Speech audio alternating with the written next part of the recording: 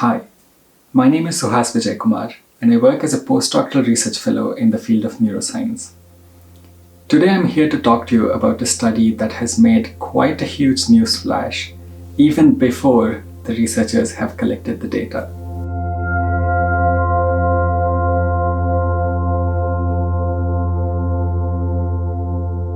The other day, I was scrolling through Twitter and I found a screenshot of a news article which said researchers at AIIMS were trying to find out if chanting Gayatri mantra would help with managing COVID-19 symptoms. I wasn't sure if the person was being sarcastic or if this was indeed true. So I went on Google and looked up COVID-19 and Gayatri mantra under the news tab, and turns out it's in fact true. There will be a research study conducted at All India Institute for Medical Sciences in Rishikesh that's funded by Department of Science and Technology to find out if chanting Gayatri mantra and practicing pranayama would help with reducing COVID-19 symptoms quickly.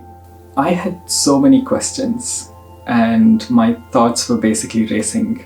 So this video is going to be my way of managing those thoughts and opening up the conversation with you. I essentially have three main issues with this current situation, and they can be labeled as motivation, methods, and media. Let's start with motivation.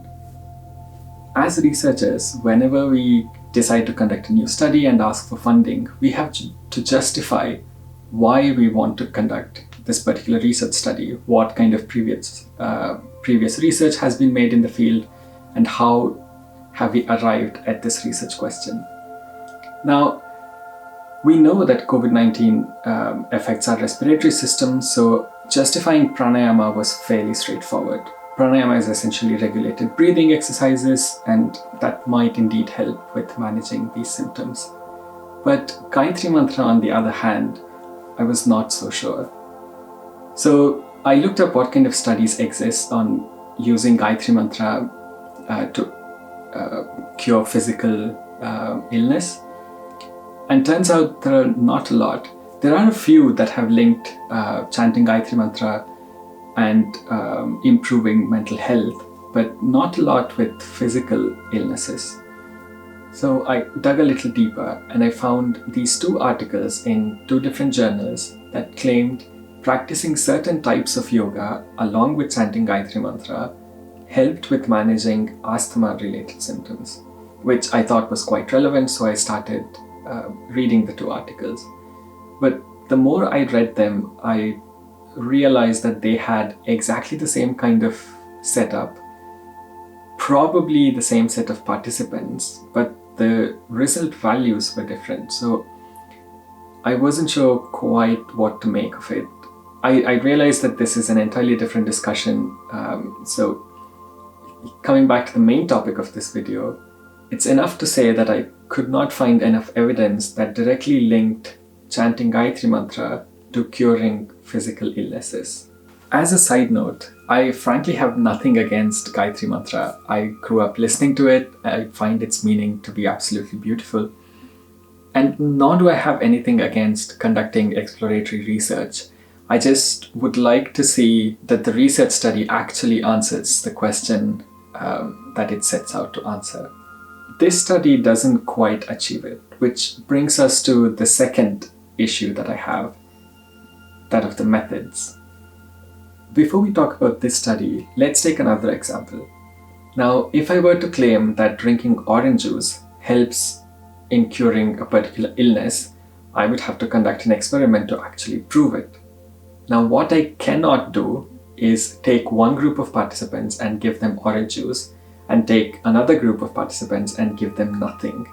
Because how will I be able to say just increasing liquid intake does not cure illness X? What I would ideally have to do is give the first group of participants orange juice and the second group of participants also something that looks and ideally even tastes and smells like orange juice but is not orange juice.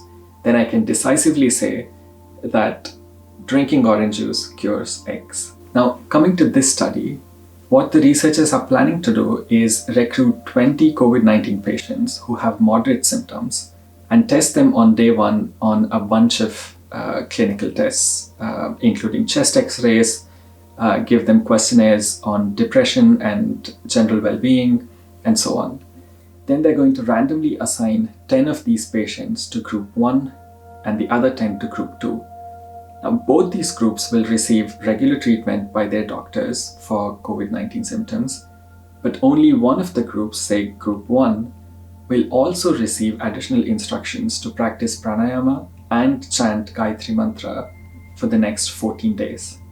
At the end of the experiments, they're going to do the same battery of tests that they would have done on day 1 and then compare the two groups. Even if they end up getting some kind of difference between these groups, they won't be able to actually prove that practicing pranayama and chanting Gayatri mantra was the one that actually helped with their recovery. Participants in group 1 will be asked to sit and practice pranayama and chant Gayatri mantra for 2 hours every day, 1 hour in the morning and 1 hour in the evening. So how can we say that just sitting and resting is not causing their recovery? Hey, Editor Suhas here. I just realized that I did not make that point very well there. What I was trying to say was, if we have one of the groups sit down and chant Gayatri mantra and practice pranayama for 2 hours in a day, wouldn't it be better to have the other group also perhaps just sit down and then do normal breathing and then chant some other mantra or any song for that matter? I hope that makes sense.